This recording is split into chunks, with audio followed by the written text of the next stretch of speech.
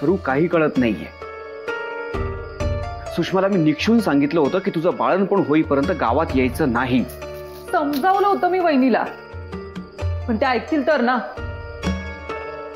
नवरा बायकोंच्या मध्ये तिसऱ्यानी बोलू नये एवढंही कळत नाही.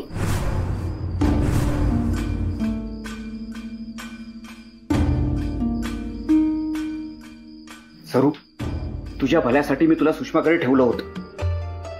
मग स्वतःचा शहाणपणा दाखवण्याची काय गरज होती?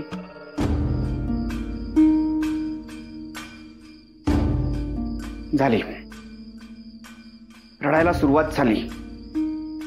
हो, आवडतं ना मला रडायला. तर नवरा मला समजून घेत नाहीये, त्याचं काही नाही.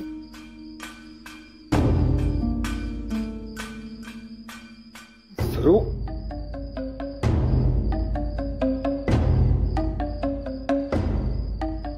मी ताट कण्याची आणि कमकी नसते ना तर या गावात काय जगाच्या पाठीवर कुठंच राहू शकले नसते. तुम्हाला नाही माहिती, निकाऱ्याची वाट आहे माझी. मी आजपर्यंत कधी बोलले नाहीये. मला माहित नाहीये का?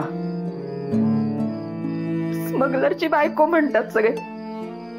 स्मगलरची बायको म्हणून शब्दांच्या डागण्या दिल्यावर काय वाटतं ना माझं मला माहित. पदरात 3 मुलं आहेत, त्यांच्यासाठी मरमर मरायचं. त्याची 4थी जबाबदारी. गावातल्या लोकांना घाबरत नाहीये मी, बोलणारे बोलणारच. पण प्रत्येक पावलावर संघर्ष आहे. मुलांचं शिक्षण, संगोपन सगळं आहे. बापाला बघायला मुलांचा जीव कासावीस झाल्यावर काय उत्तर देऊ मी? गरोदरपणात माझा नवरा माझ्या जवळ असायला हवा एवढी अपेक्षा करायची नाही मी. संसार माझ्या एकटीच आहे. मलाही नवऱ्याचा आधार हवाय. पैसे दिले की संपली तुमची जबाबदारी. मुद्दा हा आहे की या गावात का नाही राहायचं? का नाही राहायचं? मी आणि तुमच्या मुलांनी दुसऱ्या गावात खाली मान घालून किती दिवस लपून राहायचं? आम्हाला मान सन्मान मिळवून देणं, आमचं संरक्षण करणं हे तुमचं कर्तव्य आहे ना.